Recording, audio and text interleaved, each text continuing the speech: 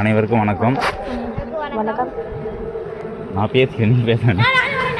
நாங்கள் மணலூர்பேட்டை உரிமை குரல். என் பேர் வந்து லெமன் கார்த்திக். மணலூர்பேட்டையில் அனி சாஹிப் வீதியில் பார்த்தீங்கன்னா இந்த ட்ரைனேஜ் கிராஸ் பண்ணி அந்தாண்டு இந்தாண்டு வெஹிக்கிள் வண்டி போயிட்டு வர்றதுக்கு இந்த பாலம் வந்து டேமேஜ் ஆயிடுச்சு. ஒரு வருஷமாக அந்த பிரச்சனை இருக்குது.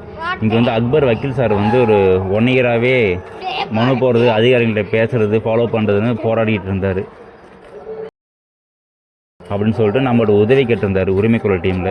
ஸோ 2 மந்த் ஆகுது நம்மள்ட்ட சொல்லி. ஸோ நம்ம ஒரு 2 மாதமாக இந்த பிரச்சனையை கையில் எடுத்து அதிகாரிகள்கிட்ட நேரில் போய் பேசுகிறது, ஃபோன் கால் பேசுகிறது, மனு போடுறது, மெயில் போடுறதுன்னு சொல்லிட்டு இந்த பகுதி மக்களுடைய கோரிக்கையை நம்ம 2 மாதம் சரி பண்ணி கொடுத்துருக்கோம். ஸோ நம்மளுடைய உரிமை குரல் கோரிக்கையை செவிசாய்த்து இந்த ஒர்க்கை பண்ணி கொடுத்த பேராட்சி நிர்வாகம், குறிப்பாக செயல் அலுவலருக்கு நன்றி. இந்த பாலம் போட்டதுக்கப்புறம் உங்களுக்கு யூஸ்ஃபுல்லாக இருக்க தம்பிங்களா? சைக்கிள் போக, பைக் போக, ஸ்கூல் பஸ் வர முடியாமல் இருந்துச்சு. இப்போ பரவாயில்ல. ஓகே. சொல்லுங்கள், மணலூர் உரிமை குரலுக்கு நன்றின்னு சொல்லுங்கள். மணல்பேட்டை உரிமை குரலுக்கு நன்றி. தேங்க்யூ. நான் வந்து இந்த தெருவை சார்ந்தவன். மலூர்பேட்டை பேரூராட்சி நிர்வாகத்திடம் 2 ஆண்டுகளாக மனுக்களாகவும் கோரிக்கையாகவும் இந்த பாலத்தை கட்டி கொடுங்கள். இப்போ பாருங்கள், ஃபுல்லாக வந்து டேமேஜ் ஆகி 2 வருஷம் ஆகுது.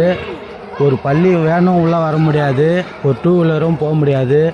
ரொம்ப வந்து பசங்க எப்போ உய்வாங்கன்னு தெரியாது. சைக்கிள்லேருந்து ரொம்ப கஷ்டமாக இருந்தது.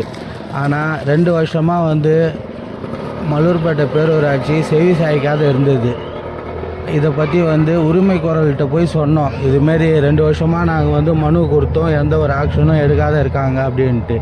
அவங்கள்ட்ட 2 மாதம்தான் அது சொல்லி அவங்க இதை பற்றி நல்லா ஒரு ஸ்டெப்பு எடுத்து எங்களுக்காக இவ்வளோ ஒரு அதிகாரிகள்கிட்ட பேசி ஒரு யூஸ்ஃபுல்லாக எங்கள் தெருவுக்கு வந்து ரொம்ப சப்போர்ட் பண்ணியிருக்காங்க. உரிமை குரலுக்கு வந்து இந்த தெரு சார்பாக நான் வந்து நன்றி சொல்ல கடமைப்பட்டு இருக்கேன். நன்றி.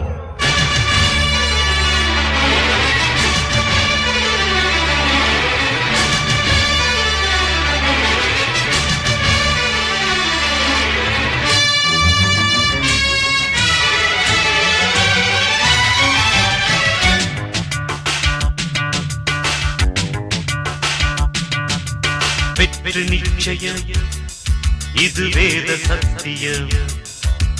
கொள்கை வெல்வதே நான் கொண்ட லட்சியம்.